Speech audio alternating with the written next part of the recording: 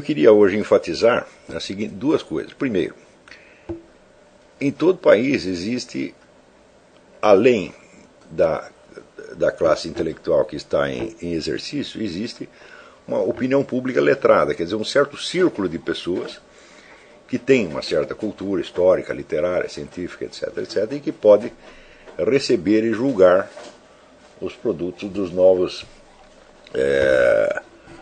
escritores, filósofos, etc.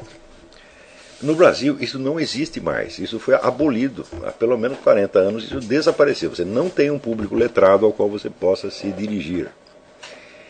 E, pior ainda, o topo, a parte, digamos, superior desse público, que seria o círculo dos intelectuais, propriamente dito, ele, a rigor, também não existe. O que existe é o seguinte, é um grupo ativista, militante, que, vamos dizer, através do processo conhecido como a Revolução Cultural Gramsciana, foi ocupando espaço, esse é um termo técnico deles, ocupar espaço, foi ocupando espaço em todas as universidades, as instituições de cultura, etc., e desempenhando perante o público geral um papel que simula o da classe letrada. Ou seja, a classe letrada é o conjunto de pessoas que, por ter cultura, por ter informação, está mais ou menos habilitada a separar o que faz sentido do que não faz sentido, né, e criar, mediante essa seleção, uma espécie de senso comum, né, superior. É o senso comum superior da sociedade. Como esta turma militante ocupou todos os espaços, hoje ela desempenha perante o público o papel dessa classe letrada superior. Só que ela não é letrada, ela não é preparada. Aquilo é um bando de ignorantes. Tá certo? No entanto, para, vamos dizer, quem é mais inculto ainda do que eles, para o público em geral, para o estudante que chega na universidade, esse círculo de indivíduos tem, vamos dizer, desempenha a autoridade que seria a da classe letrada. Tá certo? E isso criou uma situação muito específica, muito peculiar no Brasil, tá certo? Onde as opiniões desse grupo de ignorantes, elas funcionam para a população como se fosse, vamos dizer, a própria cultura, a expressão da cultura superior. Só que essa cultura superior não existe mais. Eu não estou brincando com essa coisa, não é uma maneira de dizer, não é um insulto, é uma descrição objetiva de um estado de coisas. Eu asseguro para vocês que, por exemplo, se você pegar a USP, você não tem na USP inteira, na parte de ciências humanas, quer dizer, que é a parte que eu acompanho, eu não acompanho o que está se passando na biologia, na física, na engenharia, isso não, mas na parte de filosofia e ciências humanas, que a gente acompanha não só o que está acontecendo na USP, mas o que acontece em outras universidades do país, eu asseguro para vocês que não há um só professor de menos de 60 anos que seja sequer alfabetizado. Eu asseguro isso para vocês. Eu nunca li um escrito de um destes sujeitos que não fosse abundante em erros de gramática primários, bocós, coisa de criança. Então significa que toda essa ostentação de autoridade intelectual deles é tudo falso. Note que isso não aconteceu nunca em país nenhum. Aqui nos Estados Unidos realmente não acontece isso. O que você tem a ocupação do espaço, né, pelo pessoal esquerdista, mas esse pessoal esquerdista recebeu efetivamente alguma formação. Eles só se distinguem dos outros por serem esquerdistas, às vezes por ser pessoas desonestas, etc. Mas nunca se pode dizer que são incultos. Isso não existe aqui. Isso é impossível. Se você pegar, né, os livros que são usados aqui para o ensino secundário, né,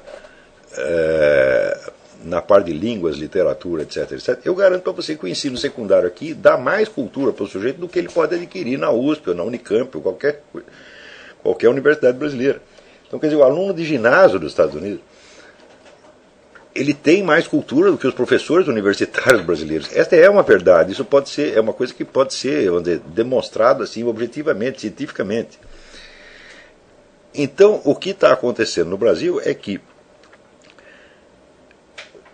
essa autoridade desempenhada por um círculo de farsantes, iletrados, semi-analfabetos, sobre outros que são mais analfabetos ainda, cria uma inibição mental, tá certo? Uma paralisia cultural que assim que é uma coisa catastrófica. E é dentro disso que vocês estão vivendo. Vocês não se iludam. Tá certo? Por exemplo,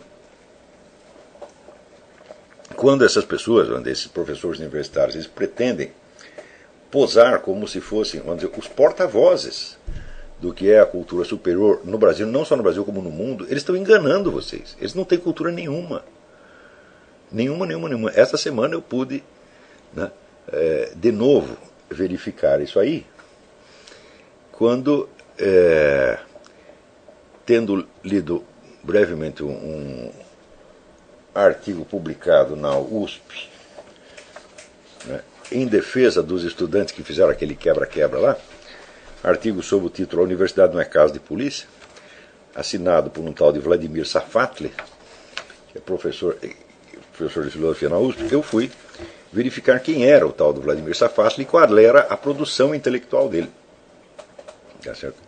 Então tem lá a lista de artigos acadêmicos, aquela coisa que aparece no currículo Lattes. Só que infelizmente ele colocava um link para cada um, então a gente tinha acesso, né, à produção, a produção cerebral total dessa criatura. E eu li vários dos seus trabalhos acadêmicos, né? E se eu já estava espantado com o que ele dizia no artigo publicado na Folha de São Paulo, fiquei mais espantado ainda com a produção acadêmica do cidadão, onde o uso, vamos dizer, do vocabulário usual, digamos, da escola de Frankfurt somada aí a Jacques Lacan e mais meia dúzia de outros, dava um ar de refinamento intelectual para a coisa, coexistindo, sim, com erros de gramática brutais, tá certo? E com primores de inconsciência, de incompreensão, que seriam mais dignos de se encontrar num ginasiano, num adolescente. Não obstante, eu asseguro para vocês que o Vladimir Safatli é aquele onde eu encontrei menos erros de gramática. Eu acho que tem apenas, vamos dizer, no artigo acadêmico que eu vou comentar daqui a pouco, devia ter apenas um 7 ou 8. Em geral a média é 50, 60. Tá certo? E, por incrível que pareça, o sujeito não era totalmente incapaz, ele demonstrou alguma capacidade. Tá certo? Ou seja, eu consideraria o Vladimir Safatli um sujeito qualificado para ser meu aluno, para sentar aí e ouvir e aprender comigo e se tornar gente. Pelo que a gente vê do trabalho dele, tudo que esse sujeito leu foi aquele círculo, vamos dizer, de autores regulamentares que são praticamente obrigatórios para todos os intelectuais esquerdistas de hoje. Então é a escola de Frankfurt, é Michel Foucault, Jacques Lacan, e isto é tudo. Eu duvido que esse sujeito tenha lido algum dia alguma obra literária, porque o mau gosto com que ele escreve é uma coisa assim incrível. Não é possível que alguém que tenha lido, digamos, Cervantes, Camões, etc., depois escreva assim. Ou seja, ele aprendeu a escrever com os seus mestres. Os seus mestres são esses. Então, basta assimilar aquele vocabulário deles, aquele jargão deles, e você parece estar falando uma coisa séria. Quer dizer, é o vocabulário, é o estilo padrão dos professores da USP. Todos escrevem assim. Uns pior, outros melhor, mas é tudo assim. Então é uma coisa absolutamente impressionante essa exibição de miséria mental. Tá certo?